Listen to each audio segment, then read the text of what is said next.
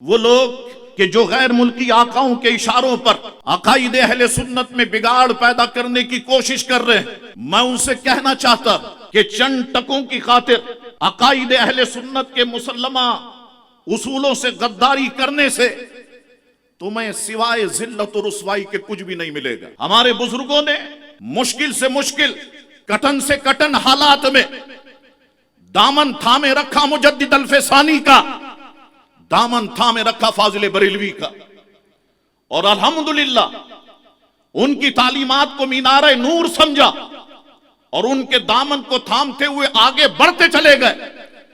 یہی وجہ تھی کہ اخلاص ان کے اندر تھا، اللہ نے انہیں نہ ختم ہونے والی عزت عطا فرمائی۔ اللہ اکبر۔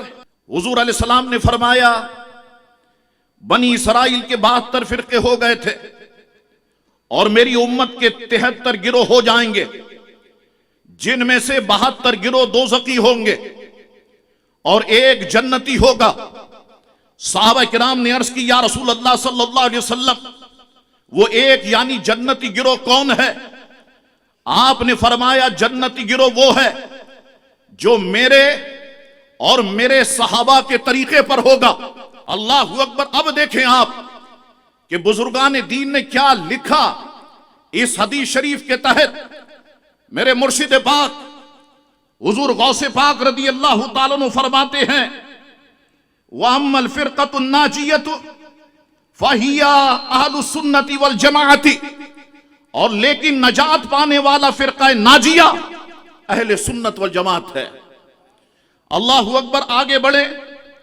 مولا علی قاری رحمت اللہ تعالی علیہ نے لکھا فلا شک ولا ریب انہم ہم اہل السنت والجماعت، بے شک وہ اہل سنت والجماعت ہی ہیں۔ اللہ اکبر۔ تو اس سے یہ ثابت ہوا کہ تا قیامت کتنے ہی فرقے بڑھتے چلے جائیں، حقانیت اور ہدایت اگر کسی کے پاس ہوگی تو وہ اہل سنت والجماعت کے پاس ہوگی۔ کتنے ہی فرقے بڑھ جائیں، کتنی اس میں ترقی ہوتی چلی جائے، اے سنیو حقانیت ہے تو تمہارے پاس ہے، کیونکہ تم نے دامن تھاما ہوا ہے مجدد الفسانی رحمت اللہ علیہ کا۔